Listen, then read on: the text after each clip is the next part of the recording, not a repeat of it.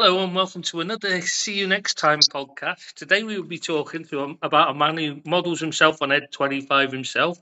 Yes, we're talking about the shithouse himself, Neal Maupay. Coming out of Ed25, we'll be taking a chance for some cathartic discussion of the loss of an Everton cult hero. And Ed77, who is fresh from sending out pictures of himself teabagging random serfs from his feudal estate. How are you both today? I'm good, thanks. What about yourself, Shane? I'm all right. Yeah. Keeping the serfs in line, I hope. Just fingers crossed the light doesn't go. No, with fingers crossed it does. The light goes off because, you look much prettier in the dark. Let's be honest. So, anyway, how are you going to cope without Neal Maupay for next season, Bill? I mean, he's Well, we're just going to have to make the best like of it, that. aren't we? Yeah, it's a blow to us, of course. What an absolute divvy he is, Fancy going online when you're only on loan and saying the things that Brighton is day up is when you read the Everton results when we were on the show on days. That's a terrible thing to say to supporters who've actually backed him in the past. I think he's just a waste of time as a person and as a footballer. I don't think they didn't really back him when he was at Euston Station when they were shouting abuse at him and he was having an argument with them. No, did he? No, but he deserved everything he got. Mm-hmm. And do you know what? When he first come, Neal Maupay, I was expecting pretty good thing. I'd seen him at Brighton and seen him have some good games, some not so good. But I thought he might, improve us. But he never did. I think he's got an attitude problem, and he has a problem with authority. Can I just say something about him? He's off the pitch. Everyone says he's apparently a really, really, really nice guy who does lots of things for charity. He's always helping disabled kids and all that kind of thing. It's just on the pitch. It's just like he just likes to wind people up. The thing is, it wouldn't be a problem, but he's shit. So when he's winding people up being a shithouse, but it's not achieving anything. It's just it's always ends up the team loses anyway. So he's not helping. This is this is the thing. If he was helping you win matches, you wouldn't care what a dick he was. No, we wouldn't know. But he wasn't good enough, and I was hoping he would be. But I'd prefer to give him a chance. But he just wasn't up to the game, Trish. To be honest with you, he come across as very arrogant. I know he might on the pitch. I'm talking about, not off the pitch. Yeah, I'm talking about on the pitch. He come across as arrogant and it's a bit of a troublemaker. He put his heart and soul in, but he just wasn't good enough, and he made some very bad mistakes in the press and the media. So I haven't got a lot of sympathy for Neal Maupay, to be honest.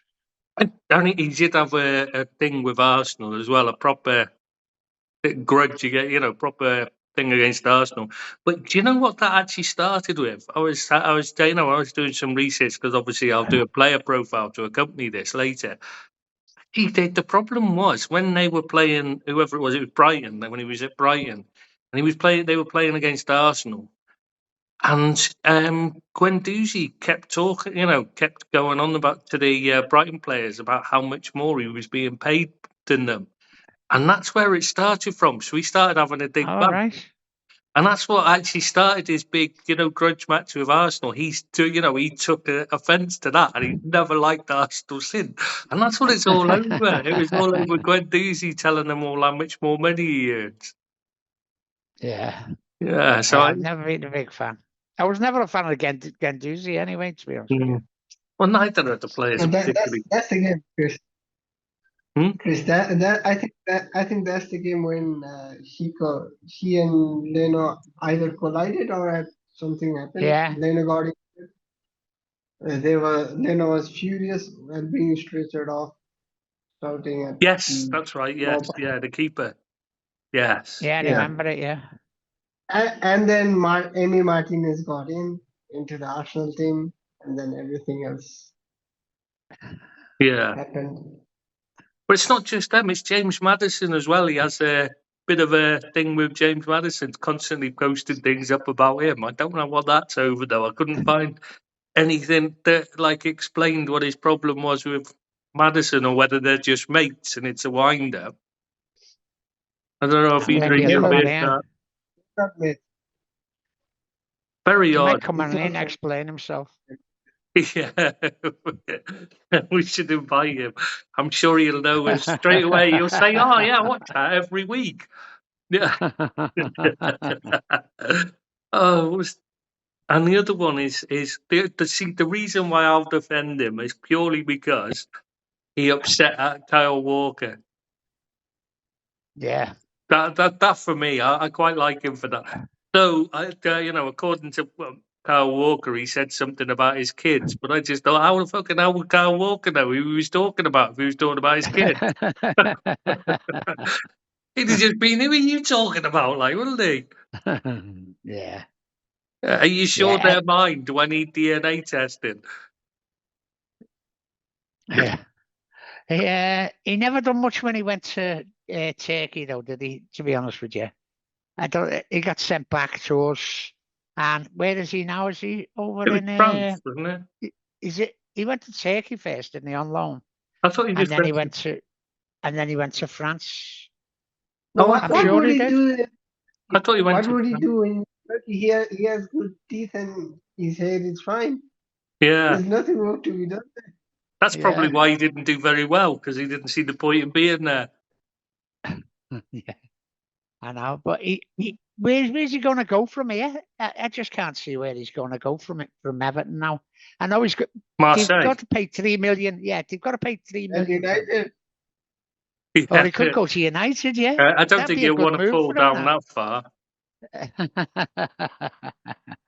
He's not that desperate. He'll stay at Marseille rather than go there. Let's be honest. We're not. Yeah. Nobody wants to go down there. No, but we might be getting Fred, I've heard, on the grapevine. We're after Fred. He's not old enough for Moyes, is he?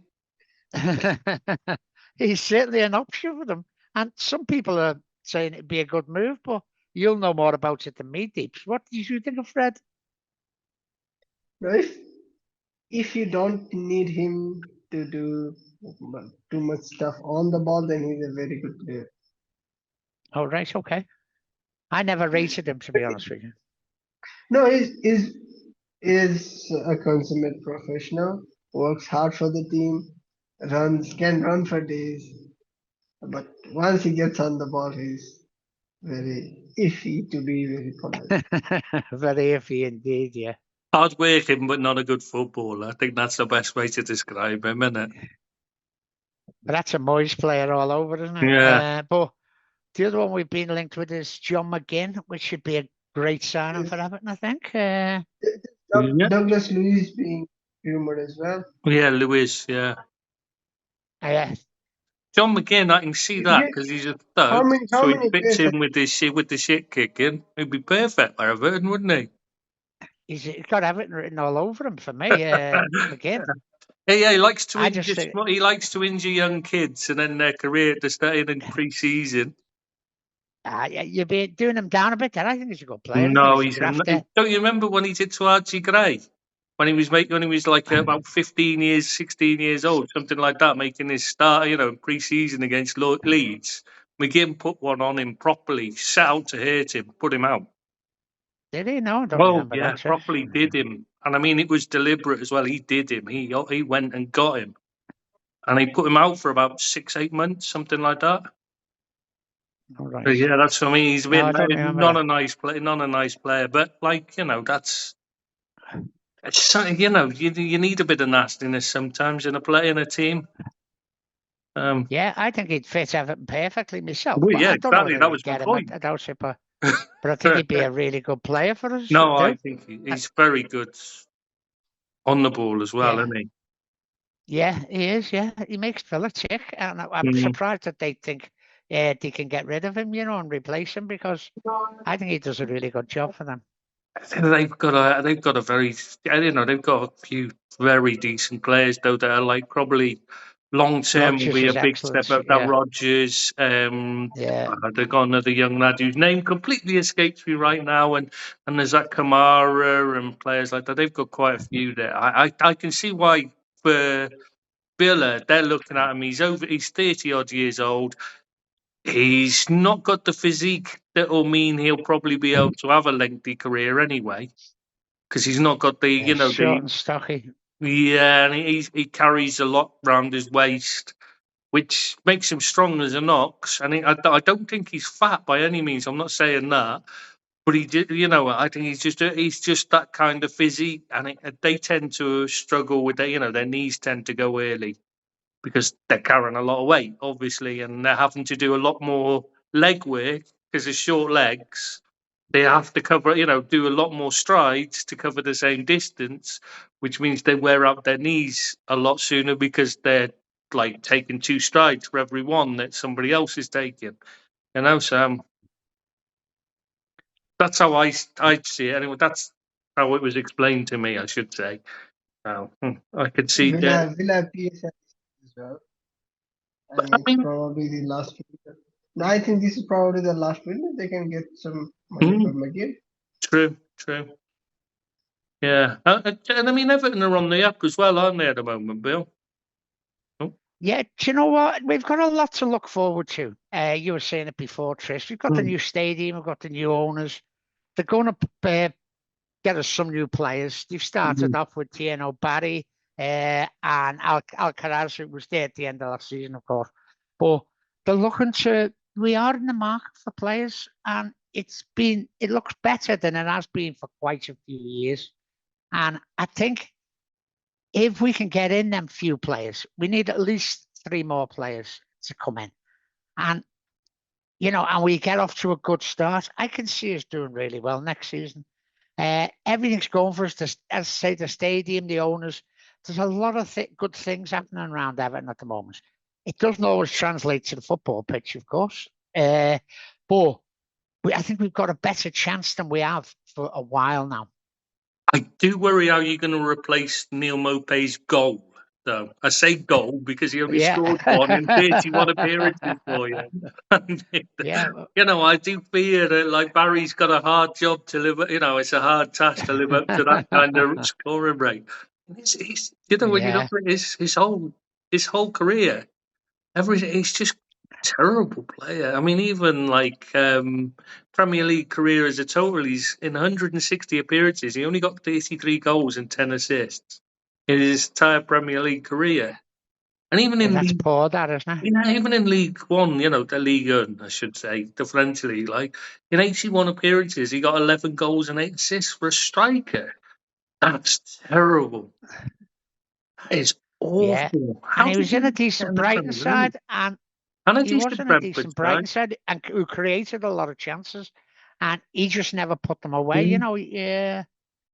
I thought he was very wishy-washy, but I was prepared to give him a chance. I thought he might do well with us because we didn't have much up front at all, to be honest with you, at the time when we got him. And I was hoping that he'd come good, but as it turned out, he was a bit of a waste of time and a waste of money. But I think we paid 17 million for him, something like that, right? Something like that. Did you say not much up top? Are you talking about Seamus or are you talking about Everton now? Both, I think. I think we can count both in on that. But they are both looking good at the moment. No, that's all I can say. No, you're definitely not talking about Seamus when you say looking good now.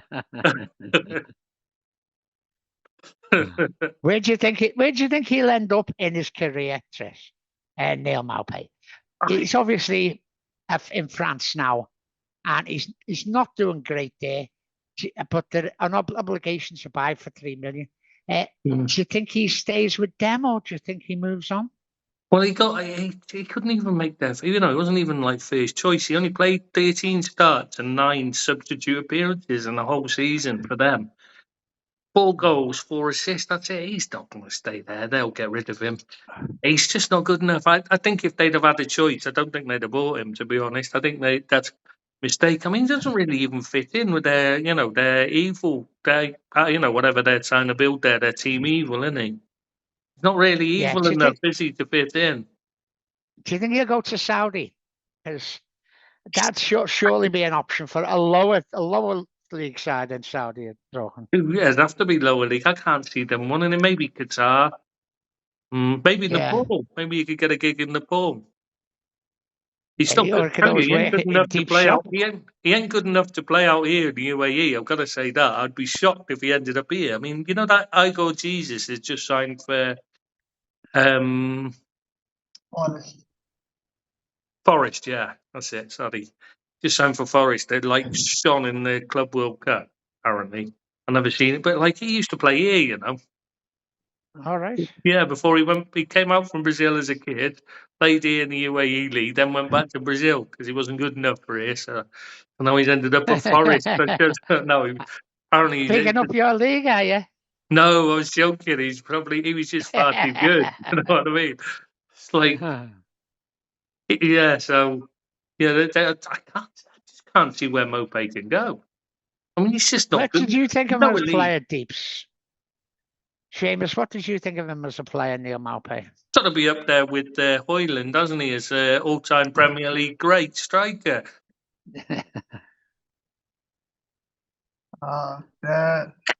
ammunition have been allowed to have by Mr. Rat and all this. Can't hear you, Seamus. On the you need to speak up a bit, mate. Aside from his sit house,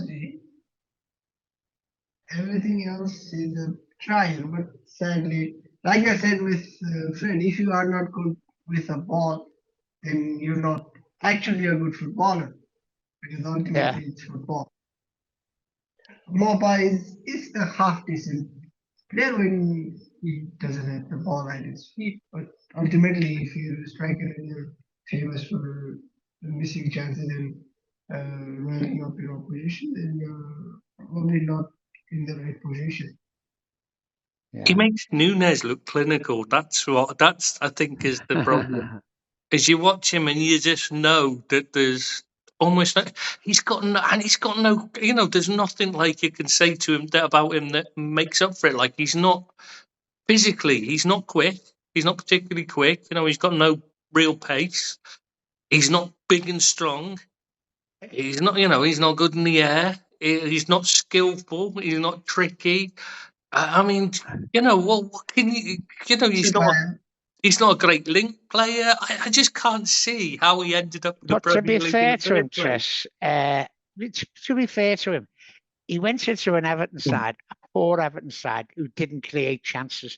That didn't help him one little bit. Like, and you know, you've got to do your own stuff when you're not getting chances. You've got to drop a bit deeper. You've got to get more involved.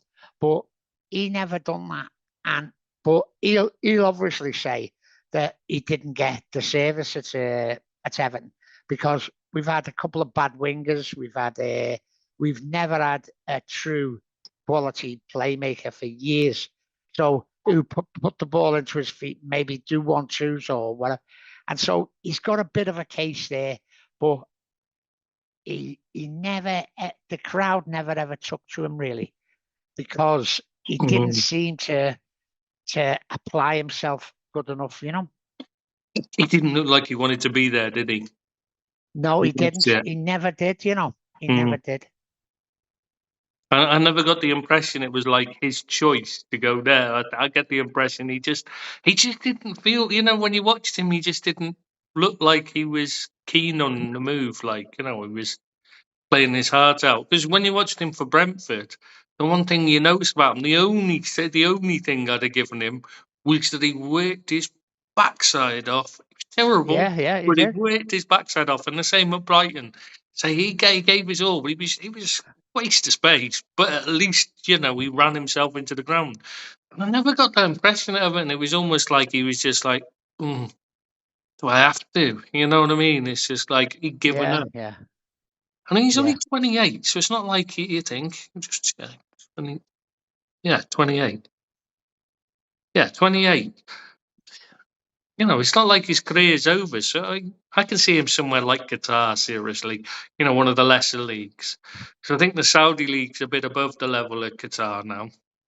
So I just can't see them. I just can't see any team that had won him. But somewhere like Qatar or even a lower level than them, what teams that don't actually have any belief that they can go far in continental competition. One of the lesser teams, somewhere like any of those. I just can't see who other than that. Maybe would he do well at championship level? Do you think, Tris? Or I think that is maybe his level at best. League One. I think it is, but I think he could do for a job for the side who were looking to better themselves, and they had someone like a big striker up front so that you can play off. But I don't think he's Premiership material whatsoever. I'm not even sure he's Championship. What do you think, Seamus? I think it's like that's the very peak of him, isn't it? No, I think there is a chance that he might get a move to a lower league on side, because there's a lot of disparity in League One. True. Like, the moment you get past 4 or 5 clubs, just the budget that they don't have, it could be enough to get him a move there. He could, I think somewhere like a Greece could be a destination for him, because he's still a well-known enough name for someone to take a punt. And maybe not Olympiacos, but some of the other Greek teams, like you said, like for the only other thing I'd worry about is wages, a wage structure for him, because a Championship side are not going to pay him anywhere near what he's been getting in France or with Everton, or what he was getting at Brighton or Brentford, to be honest with you. And I think the money's going to be a problem. He might want to play, but he'll want a decent wedge, and I don't think people are going to pay for him. I think there's better out there, younger and better out there. It might be that he gets loaned out to a lower league on side. I think that's a real possibility. All right. I can't see him make a minute left. I can't see him stay at Marseille keeping him. I mean, their team evil thing, he just doesn't fit in, does he? He's not evil enough. Though that seems to be falling apart. That seems to be falling apart. That Greenwood spent most of the season getting in and out of the team because he was not putting in the effort, and the fans have turned on him and that. So maybe the team still finished joint top scorer though. Yeah, I mean he's a good player, but like he's just a piece of shit. That's the problem, isn't it? Yeah, absolutely. If he was a decent guy, if you're finishing joint top scorer in a league and still getting not dropped, not getting picked because of outside the field issues, then you have to really question yourself, especially for someone who is trying to rehabilitate their own career. Yeah, you'd think so anyway, but I just don't see it. I don't think he has the brains, to be honest. Even if it was just one game that he got dropped for, it should be huge alarm bells for everyone. Yeah, you would think it'd make him think, oh shit, I need to work with that. But I just don't think he's got the intelligence to see it. Sadly. How many players have you got left at Everton? There was a mass exodus all on a free transfer. But they've re-signed guys that are all right, and Seamus Coleman's staying as well. I mean, he's got a contract till he's 85, which will take him up to the same time that Young finished his career with them. I hope he stays past 85, Seamus Coleman. What a professional, what a person, what a fantastic man he is. And he is a fantastic person. Comes with the name. All Seamus is that brilliant. Oh, right. No, I think there's just this one is the odd one out. Seamus Coleman's the only decent one to carry that name, isn't he, Bill? No, he's not. There's loads of them. I bet he doesn't spend all his time in makeup before every, so we have to wait for him before we start recording. You know. But he doesn't have to keep changing his top before we can go on. He normally said he has the main signing tops to choose from. I think Gale's been a good signing to get back on the books, to be honest with you, because he does well for Everton, and not everyone's cup of tea, but I think he does very well. Yeah, I think he does very well. No, there's just one thing I hate about him. Nothing else, because I like him. I quite like I like players like that who put their effort in. It's every time we hear this stat about how many tackles he's made, and like it's a good thing. No, that means something's gone wrong. If he's making a lot of tackles, something's gone wrong somewhere. Because if you're any good, he shouldn't need to make tackles, and that's how you know there's a problem. It's either with Everton itself, the way the team's playing, they're obviously not getting enough of the ball, but also with his positioning is obviously wrong, because otherwise he wouldn't need to make the challenges. And this is what really annoys me when Everton fans constantly rave about how many tackles he's getting close to breaking Barry's record. Yes, but Barry's record is from being not good enough. That's the problem. It's not a good record to win. Is that it shows that he grafts, and it shows you that even other players around him who makes mistakes, he's trying to alleviate that from the side by chasing back their man and tackling their man. But often a player makes a tackle rather than chase back. It's a lazy way. He does both. He's very good for me. But I'm just saying, you're saying it. You've got to add context to it. You can't just say because he makes lots of tackles, he's working on. No, that might mean quite. I'm not saying that that's the only quality he has. He's quite good, actually. I think he's a very good player. I like him as a player, but I just wish they'd stop going on about how many tackles he makes, because that is not a good stat. That is not a sign of quality in a player.